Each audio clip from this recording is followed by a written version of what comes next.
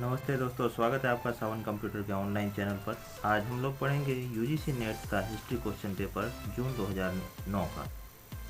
तो आइए शुरू करते हैं। पहला क्वेश्चन है, निम्नलिखित में से किसका संबंध पूरा पाषाण काल से नहीं है? इसका सही उत्तर होगा मंगोलाइट। अगला क्वेश्चन, निम्नलिखित में से किसका संबंध मध्य पाषाण काल युग से नहीं है?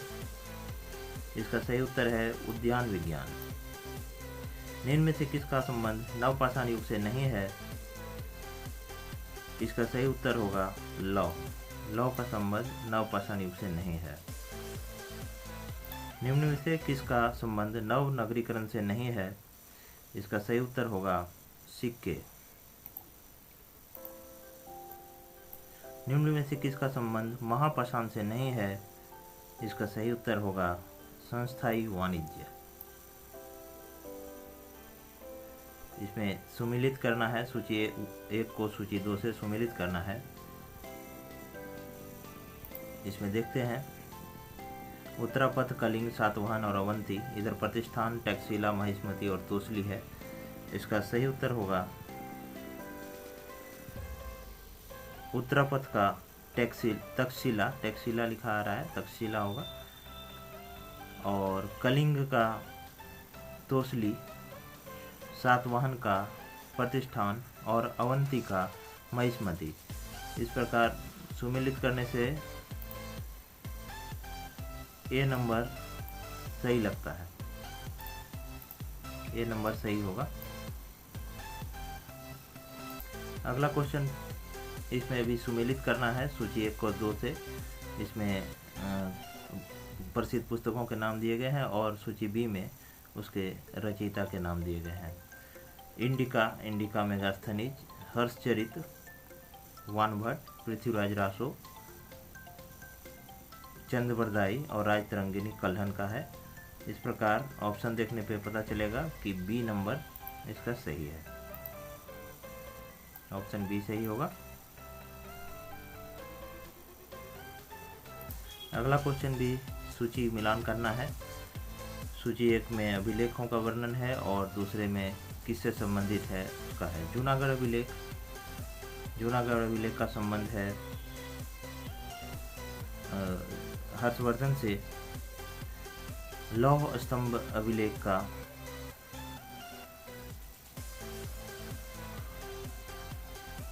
माफ कीजिएगा, जूनागढ़ अभिलेख का संबंध पुष्यगुप्त से है। लौह स्तंभ अभिलेख का संबंध चंद्रगुप्त द्वितीय से है। बंसखेड़ा अभिलेख का संबंध हर्षवर्धन से और एहोल अभिलेख का संबंध पुलकेशिन द्वितीय से है। इस प्रकार ऑप्शन ए सही है। बढ़ते हैं अगले क्वेश्चन की तरफ। सूची का फिर से मिलान करना है, सूची 1 और 2 में। सूची 1 में अंग, मगध, कौशल और वज्जी दिया गया है, जबकि सूची 2 में गिरिव्रज, चंपा, वैशाली और श्रावस्ती दिया गया है। इसका सही उत्तर होगा ऑप्शन ए, अंग का चंपा, मगध का अंग का चंपा, मगध का गिरिव्रज और कौशल का श्रावस्ती, वज्जी का वैशाली। इस प्रकार ऑप्शन ए सही होगा। अगले क्वेश्चन में भी सूची को सुमेलित करना है। तो अगले क्वेश्चन का देखते हैं क्या होगा। पल्लव का कांचीपुरम होगा।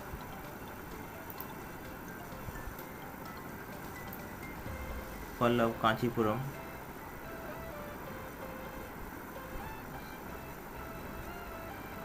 इक्ष्वाकु,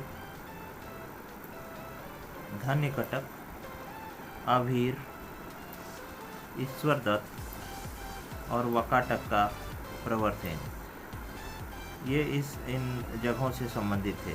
वकाटक का राजा था प्रवर्तन, पल्लव का कांचीपुरम एक नगर था। इस प्रकार ऑप्शन ए सही है।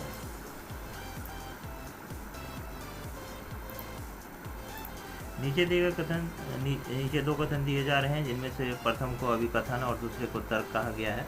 तो अभिकथन में कहा गया है कि भारत में द्वितीय नगरीकरण लौह तकनीक के कारण हुआ, सही है। लौह तकनीक गतिशील शक्ति था, यह भी सही है। इस प्रकार से जिसमें दोनों सही का ऑप्शन हो, यह सी नंबर इसका सही होगा।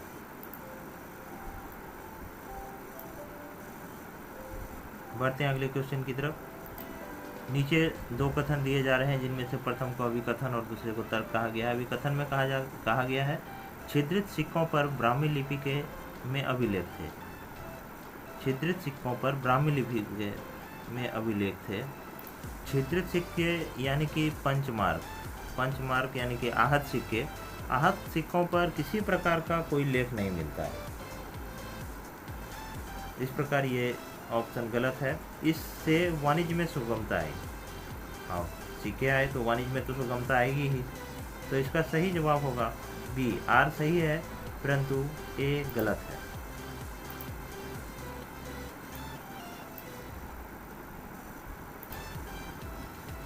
अगला क्वेश्चन अभिकथन और तर्क है। अभिकथन संगम साहित्य संस्कृत काव्य है, यह सही नहीं है। संगम साहित्य तमिल काव्य है, संस्कृत काव्य नहीं है। यह सामाजिक अवस्था के बारे में सूचना प्रदान करता है, यह सही है।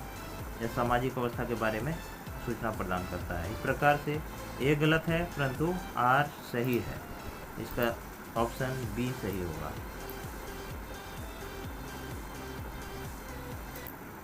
अभिकथन है, गुप्त काल में साहित्यिक कृतियों का विकास हुआ। तर्क है, उस समय की व्यापक अवस्थाएं ऐसे विकास में सहायक थी। दोनों सही है। गुप्त काल में साहित्यिक कृतियों का विकास हुआ था और उस समय की व्यापक अवस्थाएं ऐसे विकास में सहायक थी, इसलिए दोनों सही। डी नंबर सही ऑप्शन होगा। बढ़ते हैं अगले क्वेश्चन की तरफ। नीचे दिए जा रहे कथन में अभिकथन और तर्क दोनों दिया गया है। त्रिपक्षीय संघर्ष उत्तरी भारत पर सर्वोच्च अधिकार स्थापित करने के लिए एक राजनीतिक संघर्ष था, तो ये सही है।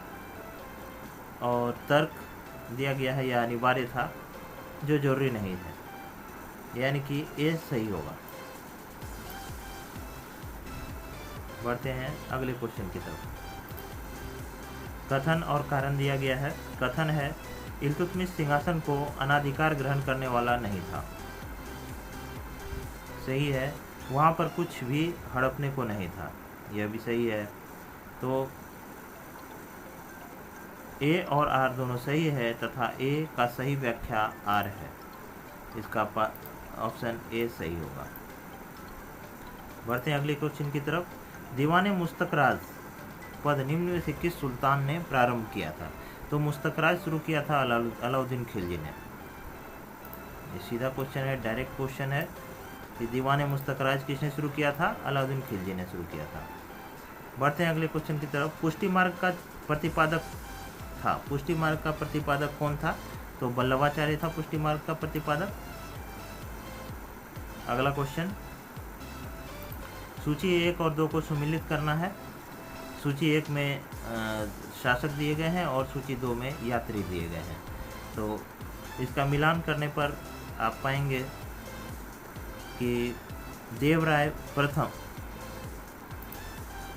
प्रथम के समय निकोलो द कॉन्टी आया था।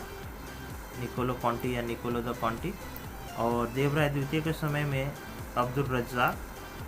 कृष्णदेव राय के समय में डोमिंगो पायस, पीजी लिखा हुआ है, पायस होगा। अच्युत देव रायलू, फर्नो नूनेस। इस प्रकार ऑप्शन ए सही होगा। अगले क्वेश्चन में कथन और कारण दिया गया है। मुगल पश्चिमी दक्कन की भूमि व्यवस्था को पुनर्गठित करने में सफल नहीं हुए। कारण है, अहमदनगर, खानदेश और बीजापुर के मुगल अभियानों ने पश्चिमी दक्कन की मुगल सत्ता को कमजोर कर दिया। दोनों सही है। कथन भी सही है और उसका कारण भी सही है, इसलिए ऑप्शन ए सही होगा। 1595-96 में मुगल मनसबदारों का वर्गीकरण कितने भागों में किया गया था? तो इसका सही जवाब होगा 3 भागों में। मुगल मनसबदारों का वर्गीकरण 3 भागों में किया गया था।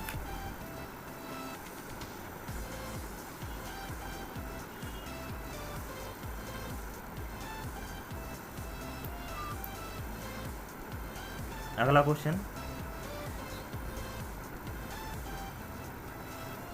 सूची 1 को 2 से सुमेलित करना है कि कौन सा युद्ध कब कब हुआ था। देखते हैं।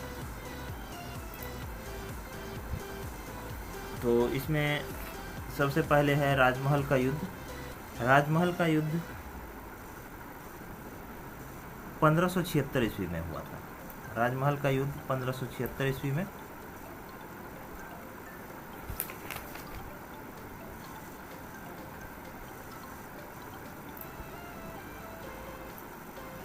राजमहल का युद्ध 1576 ईस्वी में हुआ था।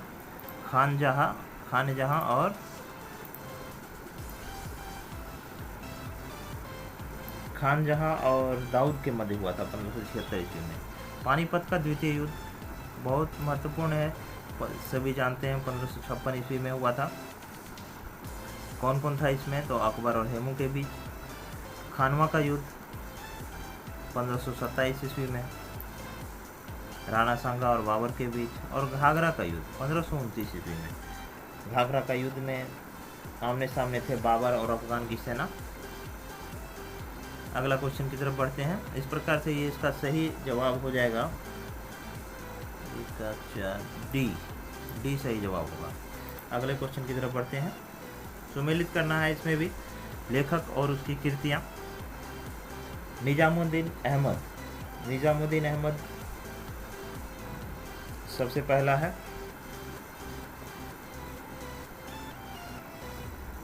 निजामुद्दीन अहमद ने क्या लिखा है? तो तबकात-ए-अकबरी लिखा है। निजामुद्दीन अहमद ने तबकात-ए-अकबरी लिखा। अली मोहम्मद खान ने मीराते-अहमदी लिखा। मीराते-अहमदी। गुलबदन बेगम ने हुमायूंनामा लिखा। और इब्न बतूता ने रेहल लिखा। इस प्रकार से इसका सही जवाब हो जाएगा निजामुद्दीन अहमद के 3, अली मोहम्मद खान, मीराते-अहमदी 2, 3-2, गुलबदन बेगम 1। ये नंबर सही हो जाएगा। बढ़ते हैं अगले क्वेश्चन की तरफ। अकबर के 1567 से 68 में चित्तौड़ आक्रमण के समय मेवाड़ का शासक कौन था? तो मेवाड़ का शासक था राणा उदय सिंह। सही जवाब राणा उदय सिंह। अगला क्वेश्चन, सूची 1 और 2 को सम्मिलित करना है। सूची 1 में आर पी त्रिपाठी, ईश्वरी प्रसाद, के एस लाल और आगा मेहदी हुसैन ये सब लेखक हैं और इन्होंने कौन कौन सी पुस्तकें लिखी हैं उसका सूची 2 में दिया गया है। तो इसका सही जवाब होगा, पहला है आर पी त्रिपाठी हो जाएगा some aspect of Muslim administration.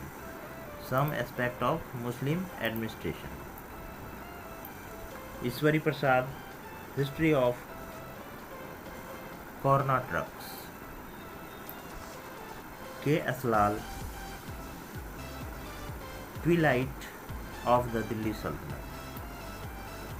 Agha Mehdi Husain Tughlaq dynasty. इस प्रकार से 3-4-2-1 ये नंबर सही होगा।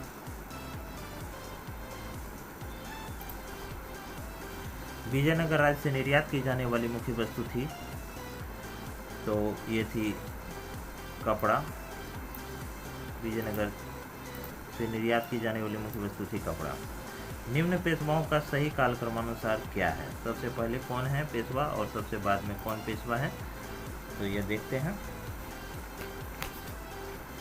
सबसे पहले आते हैं बालाजी विश्वनाथ 1713 से 1720। बालाजी विश्वनाथ 1713 से 1720। इसके बाद बाजीराव प्रथम 1720 से 40। बाजीराव प्रथम 1720 से 40।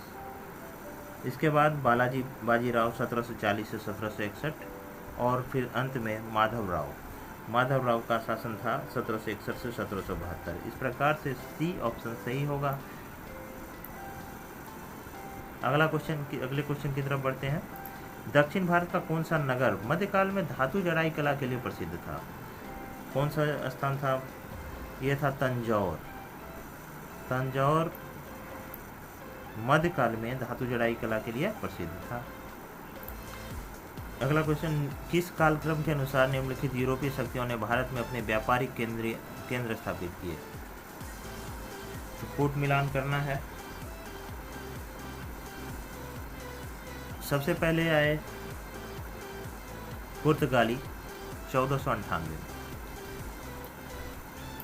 पुर्तगाली आए 1498।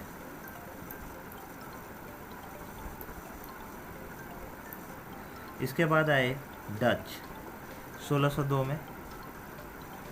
इसके बाद आए अंग्रेज और लास्ट में आए फ्रांसीसी, तथा इन्होंने अपना व्यापारिक केंद्र भारत में स्थापित किया। इस प्रकार से सही आंसर होगा ए। बढ़ते हैं अगले क्वेश्चन की तरफ। निशान दस्तावेजों को परिभाषित किया गया है। निशान दस्तावेजों को परिभाषित किया गया है मुगल शहजादों के नाम से भेजे गए पत्र के द्वारा। अगला क्वेश्चन, रैयतवाड़ी बंदोबस्त किसके साथ किया गया था? तो रैयतवाड़ी बंदोबस्त किया गया था किसानों के साथ। बढ़ते हैं अगले क्वेश्चन की तरफ। 1834 ईस्वी में किसने सुस्पष्ट किया कि सूती वस्त्र बुनकरों की हड्डियां भारत के खेतों को विरंजित कर रही है? यह था Lord William Bentinck. Lord William Bentinck ने सुस्पष्ट किया था। भारत में ब्रिटिश पूंजी का उच्चतम निवेश कहाँ किया गया है? मतलब कहाँ पर किया गया है? तो ये था रेलवे, बैंकिंग, बीमा और जहाजरानी में। किसने सर्वप्रथम सूत्रबद्ध मत व्यक्त किया कि भारत में ब्रिटिश उपनिवेशवाद के 3 अवस्थाएं अर्थात वाणिज्यवाद, स्वतंत्र व्यापार और वाणिज्य पूंजीवाद और वित्त साम्राज्यवाद थी? किसने सुस्पष्ट किया था? यह था कार्ल मार्क्स।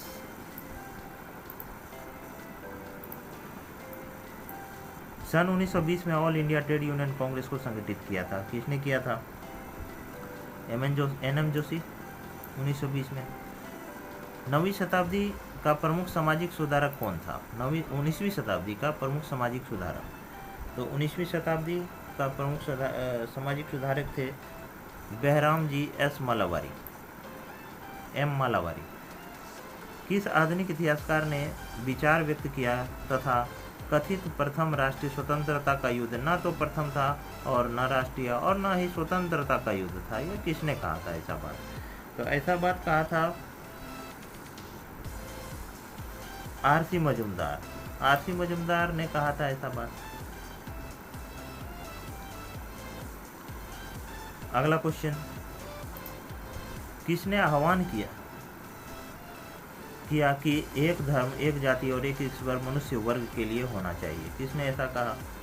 तो इसका सही है श्री नारायण गुरु। श्री नारायण गुरु ने ऐसा कहा था। सर सैयद अहमद खां के विचारों और अलीगढ़ आंदोलन का घोर आलोचक कौन था? तो इसका घोर आलोचक था जमालुद्दीन अफगानी। विधवाओं की शिक्षा के कार्य में 2 प्रमुख लोगों का योगदान था। किनका था? इसका सही जवाब है D.K. कर्वे और पंडिता रमाबाई। बाकी आप क्वेश्चन देख लीजिएगा, ऑप्शन पढ़ लीजिएगा, सही ऑप्शन मैं बता रहा हूँ। किसका तर्क है कि खिलाफत आंदोलन भारतीय मुसलमानों में एक मध्य वर्ग के उद्भव का परिणाम है?